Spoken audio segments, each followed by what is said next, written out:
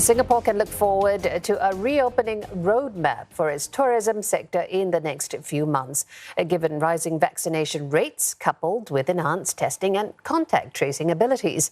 Trade and Industry Minister Gan Kim Yong says one idea being developed is safe itineraries for group travellers. That's how visitors can have bespoke experiences with safe management measures in place. Now, he made the point at the annual Tourism Awards. As more countries prepare to live with endemic COVID-19 and open up their borders, and with higher vaccination rates in Singapore and around the world, travel by year-end may be a possibility. We can reconnect with the world with effective safeguards in place.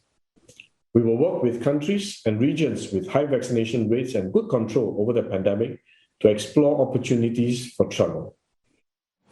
Mr. Gan lauded the sector's resilience amid the pandemic. Many have adapted their business models to cater to a local audience. 34 of them were recognised at the awards ceremony. Nisha Rodney speaks to two winners. In the old days, it was a bumpy road for this company last year. Experience DMC, which organises tours for business travellers in town for MICE events, saw takings plunge 80%. There were restrictions on group sizes even as it pivoted to cater to local tourists, crimping its earnings. It overcame that limitation by bringing its tours and programs online, bagging itself the Most Outstanding Tour award. So some of the unique virtual programs we did was we curated or we developed Chinese Teochew puppet like a performance, but then explain also what goes behind the scenes, what's the story about, the translations from Teochew to English and Mandarin, the musical instruments. So this is a very different experience than a normal virtual tour. Lloyd's Inn also had to find ways to stand out in the crowd. The boutique hotel tapped on technology like artificial intelligence and virtual reality to enhance guests' experience. One of the ways the hotel is enhancing its customer stay experience is by leveraging social media like Instagram, and I'm going to get a taste of it. So first up, I'll have to scan the QR code, which would lead me to an Instagram filter where I can plant my own garden. Beyond that, we try to bring the experience online to when most people are now on social media, even when they're hanging out in the room, and we try to bring this experience to them online and engage with them even when they're in the room.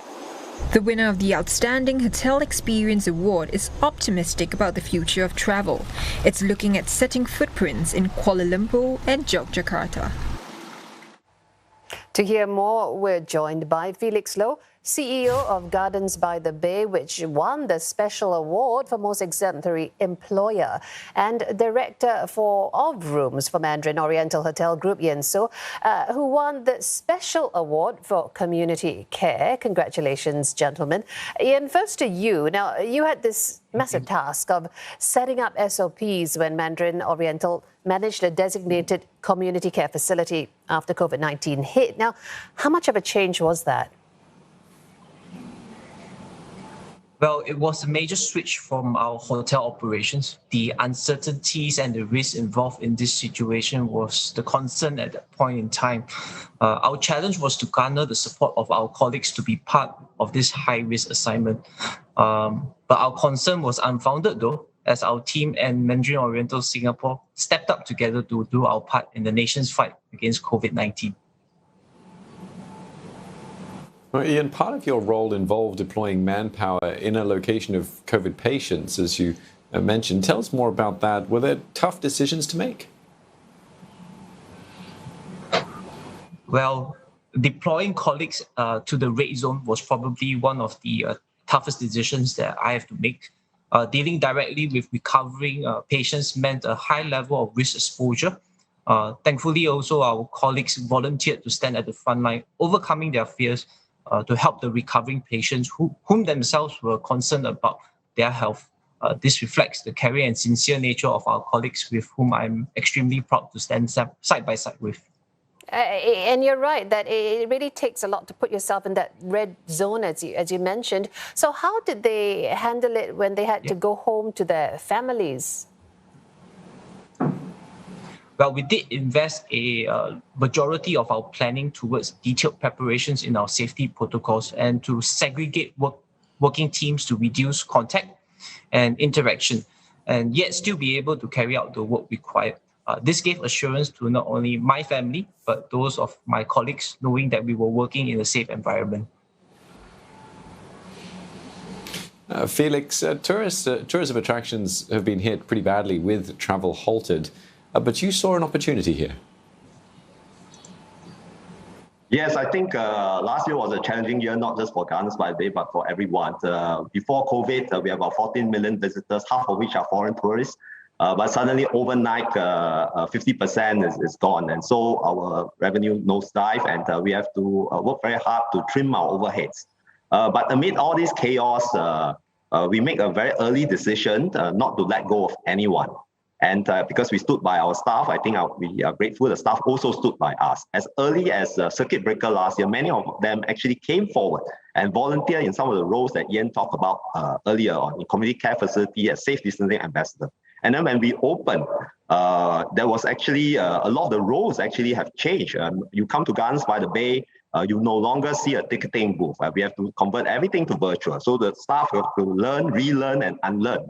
And in fact, some of the roles, unfortunately, have to be redundant. For example, we have about 5 retail shops, and because the tourists are no longer coming, we have to redeploy what I affectionately call my retail aunties to do security and horticulture work. And if you now come to Gardens by the Bay, the first person that greets you is no longer my security man in black, but actually a warm smile by some of these aunties. And I don't know why, but I was told my complaints actually went down after we deployed them onto the front line. And never underestimate the aunties, Felix. Now, you know, it must have been, or perhaps not, challenging to get employees on board. Yes, I will never forget the first day where we have to move them out.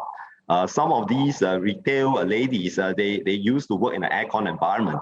And so when we redeploy them as horticultural staff working in the outdoor gardens, I remember that first morning it was drizzling a bit.